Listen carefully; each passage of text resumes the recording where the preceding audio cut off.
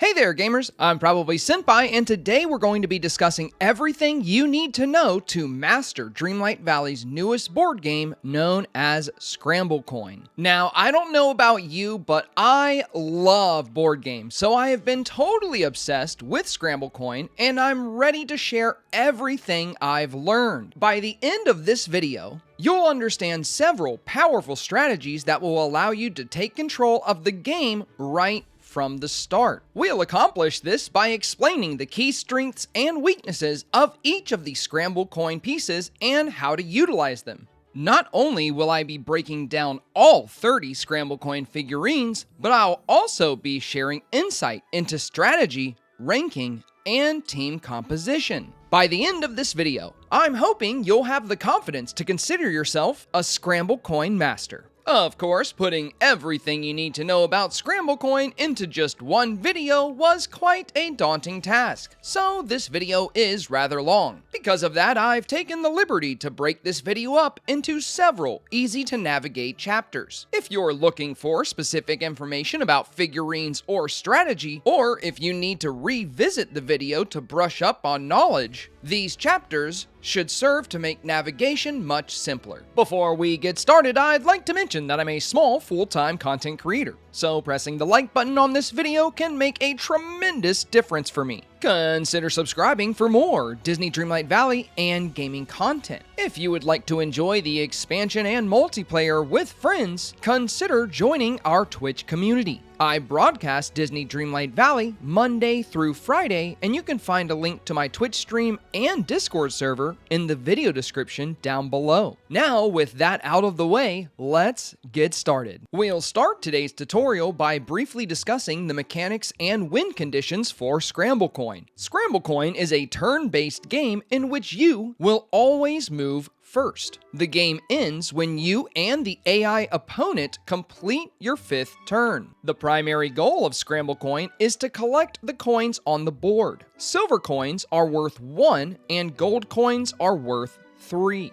Gold coins will not appear until turns 4 and 5. Whichever player has the most coins at the end of the game will be the victor. Each of the 5 turns can be broken down into 2 phases: the placement phase and the movement phase. During the placement phase, you will be able to place 1 figurine on the board. Different figurines have different placement requirements. Some can only be played on corners or borders, while others can be played anywhere. Players are only allowed to have a total of 3 figurines on the board. If you have 3 figurines in play during the placement phase, then you can only play a new figurine on top of one currently in play. For the remainder of the video, we'll refer to this as swapping. The most important aspect of swapping is that it ignores figurine placement requirements. So if a figurine says it must be played in corners or borders, this will not apply to swapping. Swapping is optional and can be skipped. After placing, swapping, or skipping, the placement phase ends and the movement phase begins. During the movement phase, you will be required to move each of the pieces you have on the board according to their movement requirements. This is mandatory and you cannot skip moving. The movement phase and your turn come to an end once each of your pieces have been moved. Now, with the basics out of the way, it's time to discuss figurines. Understanding the capabilities of your figurines and your opponent's figurines can often be what determines victory or defeat. However, before we begin covering these figurines, we'll need to cover abilities. Out of the 30 Scramblecoin pieces, 21 of them have at least one ability. All abilities fall into one of 2 categories: special abilities and named abilities. Special abilities are unique abilities not shared among any other figurines. For example, only Scrooge gets 1 extra coin at the end of each turn, and only Elsa freezes the tiles she crossed over. Named abilities are not unique, and can be found on a variety of figurines. These abilities include Jump, Charge, and Ethereal. The Jump ability allows a figurine to jump to a target tile within range. This can be useful for bypassing obstructions such as ponds, rocks, or stones. The downside of this ability is that the figurines can only claim coins from the tile they land on, whereas figurines that do not jump will claim every coin on the route they travel. The Charge ability allows a figurine to move in a chosen direction until an obstruction is reached. Figurines with the Charge ability are capable of moving from one side of the board all the way to the other, claiming every coin along the way. However, this makes the figurines difficult to control, and if an opposing piece blocks its path, its potential can be drastically reduced. The Ethereal ability allows figurines to pass through solid objects. Figurines with the Ethereal ability can move freely through fences, stones, and other figurines. The only downside to the Ethereal ability is that it usually comes with reduced mobility. Ethereal figurines typically have a max movement of only 2 tiles. Now that we've discussed abilities, it's finally time to start breaking down all 30 Scramblecoin figurines. The first figurines we'll be discussing will of course be the 5 beginner figurines we all start the game with from the Mickey and Friends collection. Donald, Mickey, and Minnie are all very similar. None of these figurines have an ability, and each can move a total of 3 tiles. Minnie can move diagonally, Mickey can move vertically and horizontally, and Donald is omnidirectional,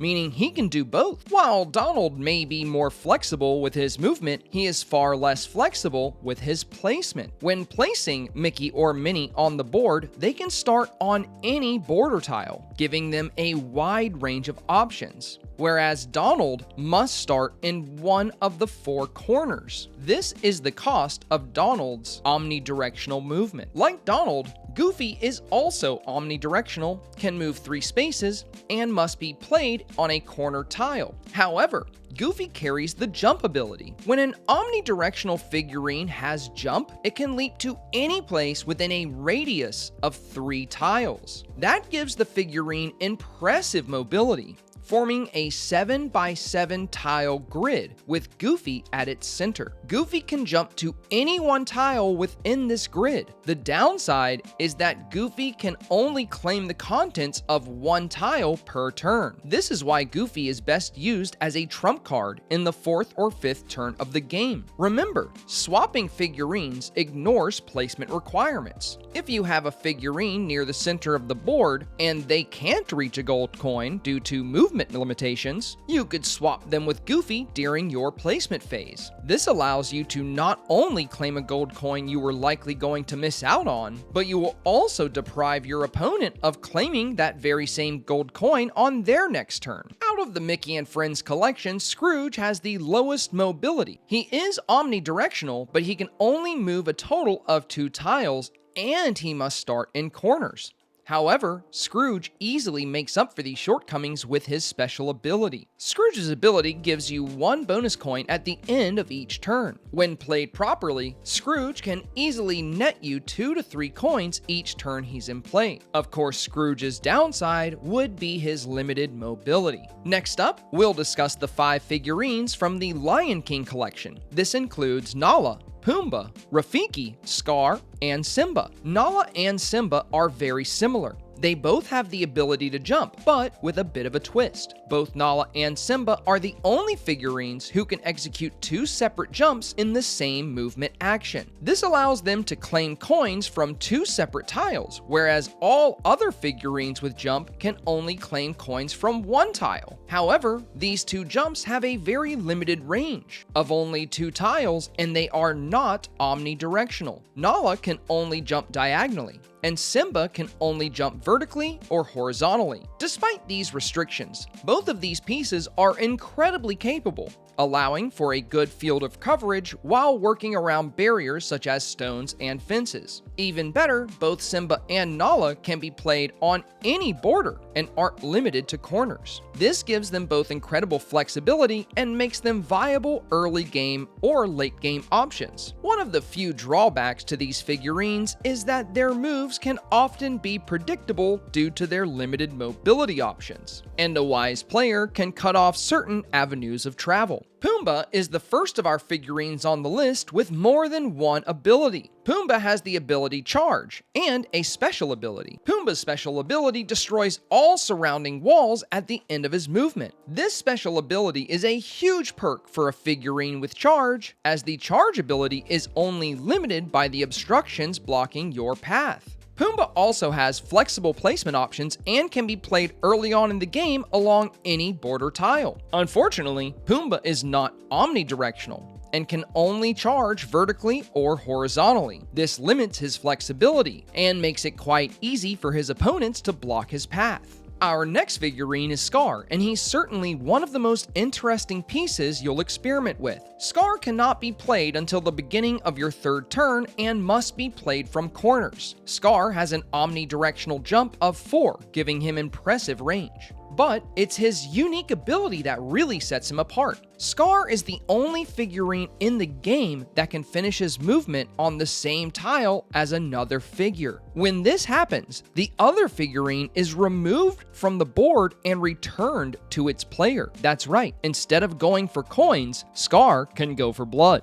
He lacks the double jumps of Nala and Simba, but his ability to remove a figurine creates interesting opportunities. If you play Scar on turn 3 and remove one of your opponent's figurines, and then continue to remove figurines with Scar on turns 4 and turns 5 as well, your opponent will be stuck with only 2 figurines for the remainder of the game. However, you will also be stuck playing with only 2 figurines. Well, technically you'll have 3 figurines on the board, but Scar will not be gaining you any coins, and will instead be focused on keeping your opponent's plays limited. Additionally, you could use Scar to remove your own pieces. Now, this would be a very niche play, and it wouldn't really be helpful in most situations. However, some pieces can be played anywhere, and you may want to remove one of your pieces to replay it somewhere else next round. I can't see this benefiting you very often. The simple truth is, Scar's ability is very circumstantial, meaning in the right situation, it could be very useful, but in most situations, it puts both you and your opponent at the same disadvantage. The last of the Lion King figurines is Rafiki. Rafiki is the first figurine we'll be covering that isn't won through ranking, but rather crafted from the time-bending table. Like Scar, Rafiki has a 4-tile omnidirectional jump, giving him impressive range, and he also must be played in corners unless swapping, though Rafiki's second ability is very different from Scar's. At the end of his movement, Rafiki pushes away all nearby figurines by 1 space. This can result in some interesting plays. You could push one of your own figurines into a desirable path or into more coins. Or you could use Rafiki to push your opponent's figurine into a less desirable position. One downside here is that it is possible to end up aiding your opponent with Rafiki's push. Let's say your opponent is next to a gold coin, and you need Rafiki to jump to that gold coin. Rafiki jumps to the gold coin and claims it, but now pushes the opponent away into another coin, or into a better position. Sadly, Rafiki's special ability won't always benefit you, though when played properly, Rafiki can provide some surprising advantages. Our next 3 figurines are from the Beauty and Beast collection and include Cogsworth, Gaston, and Lumiere. Lumiere and Cogsworth are very similar. They can both be placed on borders, making them good openers. Neither have an ability, but they have decent mobility. Similar to Simba and Nala, Cogsworth and Lumiere can make 2 separate movement actions in the same turn, except without the jumping. Both figurines start these movements with a 1-tile omnidirectional move. Following that, Lumiere can move 2 tiles diagonally, and Cogsworth can move 2 tiles horizontally or vertically. The ideal situation for Lumiere would be 3 coins in a diagonal row. The ideal situation for Cogsworth would be 3 coins in a vertical or horizontal row. While their first movement is flexible, their second movement is predictable, making them a bit easier to block or obstruct. Gaston is the only omnidirectional figurine with the charge ability. This gives him more options than most figurines that carry charge. This also makes him a lot more difficult to block or predict. In the right circumstances, a well-placed Gaston can reward you with a great haul of coins. However, lacking a second ability brings its own limitations. Unlike Pumbaa, Gaston has no answer for walls or other obstructions, and in certain situations, being omnidirectional will not save him. If Gaston only has one good, clear path, a good opponent can read that and block or disrupt his movement. Our next 4 figurines are from the Frozen collection and include Anna, Elsa, Kristoff, and Olaf. Anna and Kristoff are similar. They can both be played on borders and neither have a special ability, but both are the only figurines in the game with 3 separate movement actions. Each movement action only allows them to advance by 1 tile, but with 3 actions, it gives them loads of flexibility. Anna can move vertically and horizontally, and Kristoff can only move diagonally. Overall, they are both incredibly well-rounded pieces. Kristoff, like Rafiki, cannot be won and must be obtained through crafting on the time-bending table. Kristoff and Anna's biggest limitations are their opening movements. Lacking omnidirectional movement makes it possible to strip away coins these pieces may have had access to with proper predictions. Olaf has 1 less movement action than our previous 2 figurines and can also advance only 1 tile per movement. He also has no abilities. However, he makes up for this by not only being omnidirectional, but he's the first piece we'll be covering that can be placed anywhere on the board. Olaf's ability to pop up anywhere on the board can be quite useful. Unfortunately, only moving 2 tiles per turn holds Olaf back, and once he's cleared the coins around him, it's best to try and swap him out unless you're lucky enough to have plenty spawning around in his area. Saving the most interesting Frozen figurine for last, we of course have Elsa. Elsa cannot be played until at least turn 2 and must be played on borders. She has an impressive movement range of 4 tiles, but she must move either vertically or horizontally. Elsa is the only Frozen figurine with an ability, and it's an interesting one. Elsa's ability leaves ice patches on the tiles she passes over, turning them an icy blue. These ice patches carry an interesting mechanic. When a figurine crosses into an ice tile, they will begin sliding in whichever direction they were initially heading and will not stop until they reach an obstruction or an unfrozen tile. Once the figurine reaches an unfrozen tile or an obstruction, its movement comes to an end regardless of remaining movements. Not only can this effectively shut down pieces with the charge ability, but it can also be used to Elsa's or other figurines' advantage by sliding across the ice to cover far more ground than normal. It's important to note that pieces with the jump ability are unaffected by ice patches. If Elsa is played early, a significant amount of the board could be covered in ice patches. Unfortunately, these ice patches can also have a negative impact on your own pieces, and since you never know when the next coin or where the next coin is going to pop up, it can be hard to safely freeze up certain areas. Next, we'll be discussing figurines from 2 sets: the Cinderella set and the Little Mermaid set. This includes Cinderella, Fairy Godmother, and Ursula. Cinderella has 2 movement actions and must be played in corners. Both of her movements are omnidirectional. Her first movement can cross 2 tiles, and her second one can only cross 1. This gives Cinderella impressive flexibility, so long as you can look past that corner placement. Cinderella also has an interesting ability of her own. She removes herself from the board at the start of turn 5. Now you may be asking yourself, how is that good? Well, it's actually quite magical. Removing Cinderella at the start of turn 5 allows you to play a new piece instead of swapping out at round 5. If you have a piece that can be played anywhere, this could help you surprise your opponent by quickly picking up some gold coins in an area where you weren't before. However, the downside is, if you really needed to swap a piece, you're out of luck. You must have at least 3 pieces on the board to swap. Fairy Godmother can move 2 tiles and is omnidirectional. She's also our first piece with the ethereal ability, allowing her to pass through obstructions. Though, that's not all she's capable of. Fairy Godmother has a special ability, which gives a +1 movement buff to all adjacent ally figurines at the end of her movement.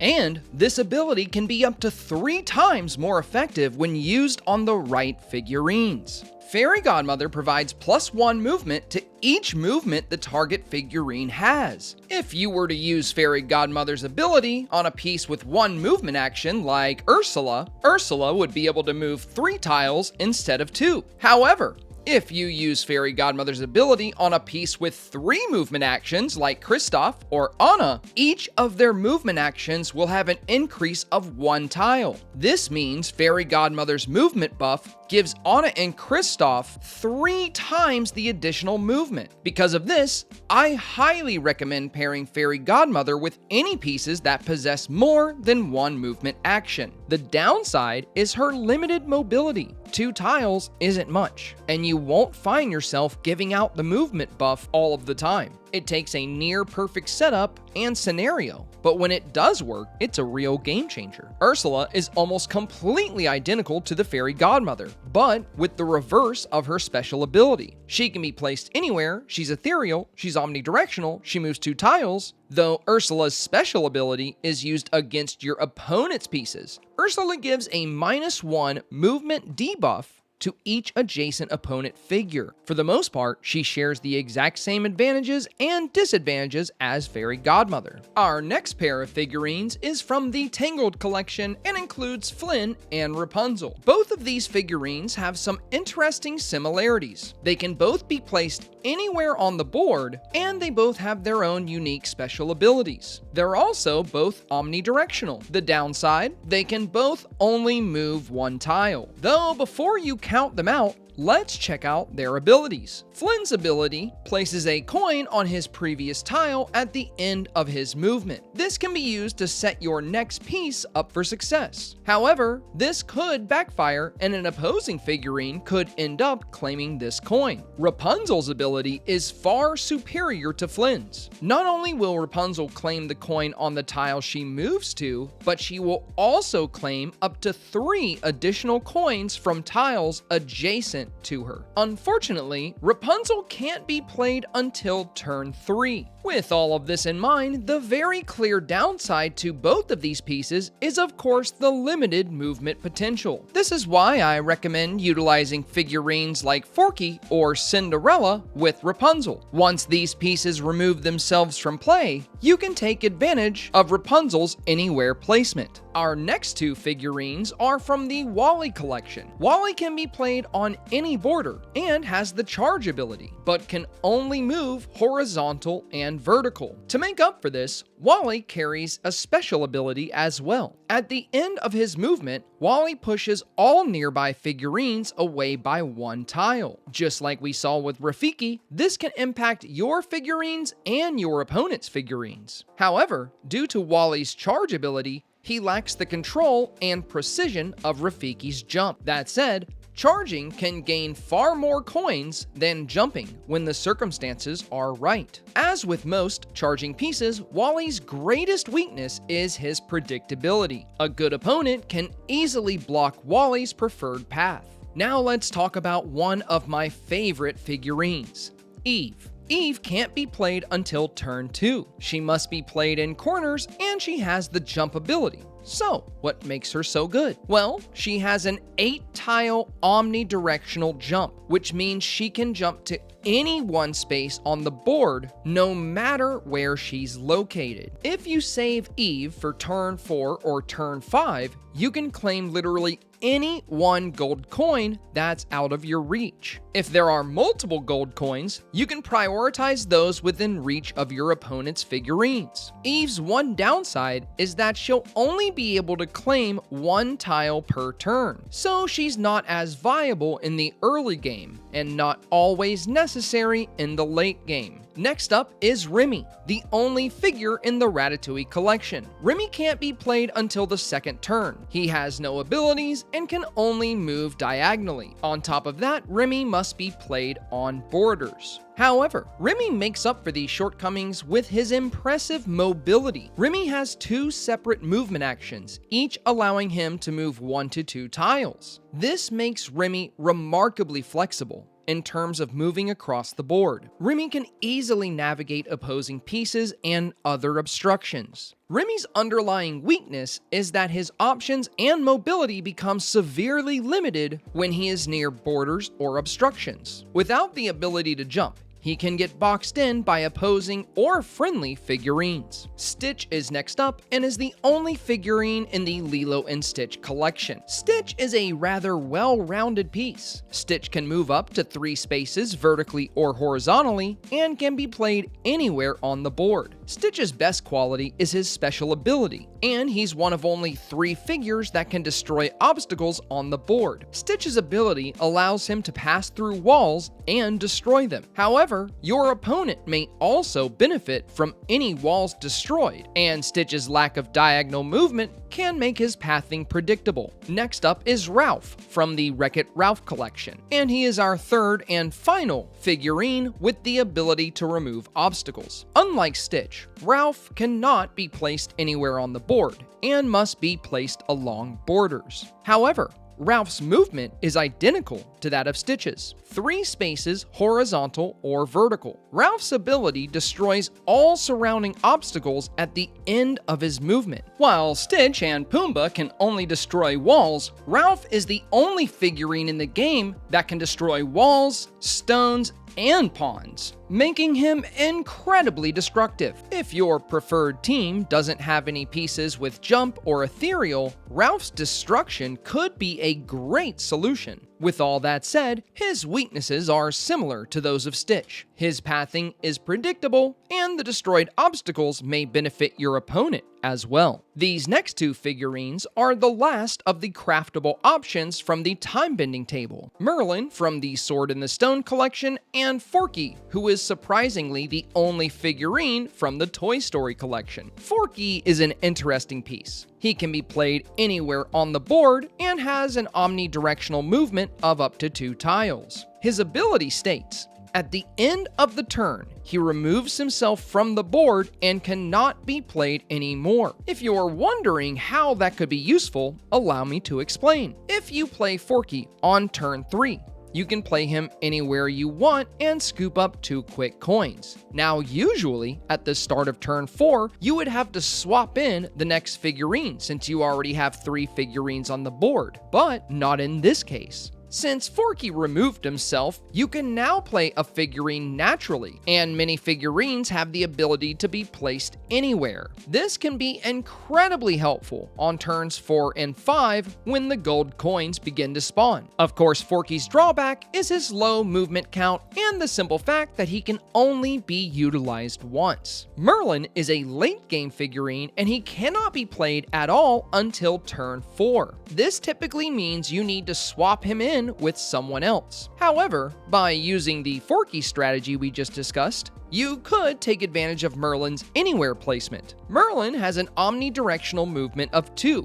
and the ethereal ability. At the start of his turn, Merlin changes 1 adjacent silver coin into 1 gold coin. Keep in mind, this ability won't trigger until turn 5, as Merlin is not out at the beginning of turn 4. Merlin's biggest drawback is that sometimes on turn 5, he's already within range of a gold coin, yet he makes another one with his ability and cannot grab both due to his limited movement. If this happens, one of the 2 gold coins could end up falling into the hands of the opposing figurines. Of course, Merlin's other downfall is that he cannot be utilized until the late game. And finally, this brings us to our last figurine, Moana from the Moana collection. Moana may just be one of the best early game pieces thanks to her special ability. Moana can be placed anywhere and has an omnidirectional movement of only 1. However, Moana's special ability increases her movement by 1 each turn she remains on the board, meaning by turn 5, she can possess an omnidirectional movement of 5, offering impressive mobility and flexibility. Of course, Moana's major drawback is that on turns 1 and 2, she is rather underwhelming, and she'll limit your early game score. Additionally, if you end up needing to swap her out at the beginning of turn 4, her potential won't get realized. Now that we've broken down all 30 Scramblecoin figurines,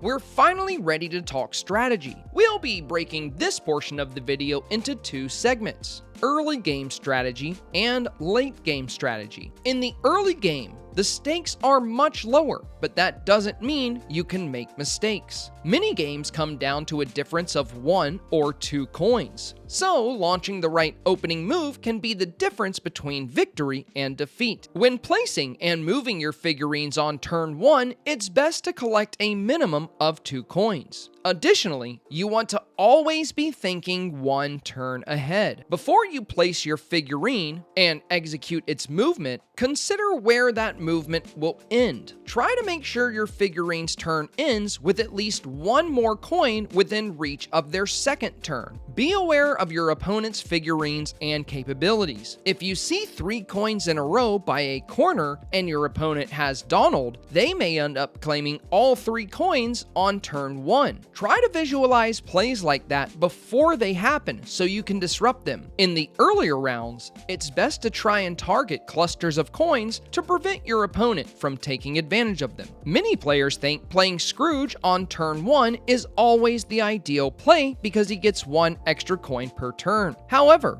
an early Scrooge play isn't always ideal. If you can play Scrooge on turn 1 and claim 1 coin by moving him, you'll end that turn with a total of 2 coins. If instead you played Simba on turn 1 and you leap to 2 separate coins, you'll end that turn with the same number of coins. However, the scenario with Simba is even better because your opponent now has 1 less coin on the board to work with. Removing your opponent's options while making your own gains should always be your primary goal. On your second and third turns, pay close attention to your opponent's figurines. Your opponent can't swap out any figurines until turn 4. So their movement options are limited. If you end up having to choose between 2 separate coins, try to choose the coin within range of your opponent's moves. Alternatively, you could choose whichever coin puts you in the most advantageous position for next turn. Turn 3 is especially critical.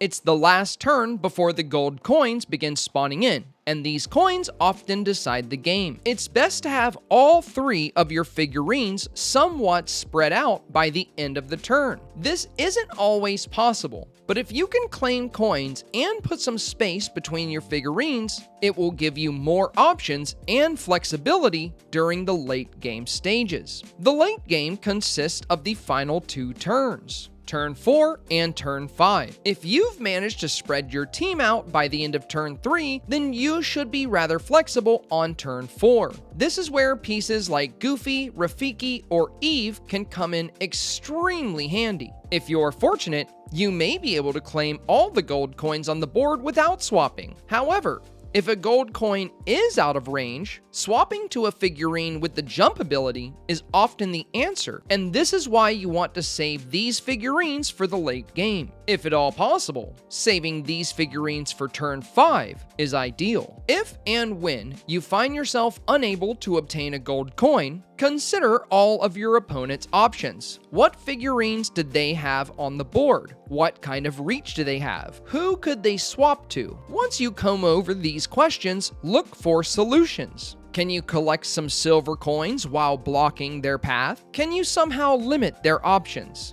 This is why understanding the abilities and reach of each figurine is so crucial. A lot of what we discussed here ties into our next segment about strategy. This segment focuses on playing defensively versus playing offensively. Playing defensively means prioritizing disruption, doing your best to hinder your opponent's movement and consume coins within their range, even if it means slightly less coins for you. Playing defensively is especially useful against charging pieces. Figurines with charge can move many tiles in one turn, often racking up loads of coins for their player. However, their options are limited, and their optimal path is easy to spot and block. Alternately, it's very difficult to play defensively against jumping pieces, as they can often leap over you and obstacles. That said, they're not as big of a threat as the charging pieces.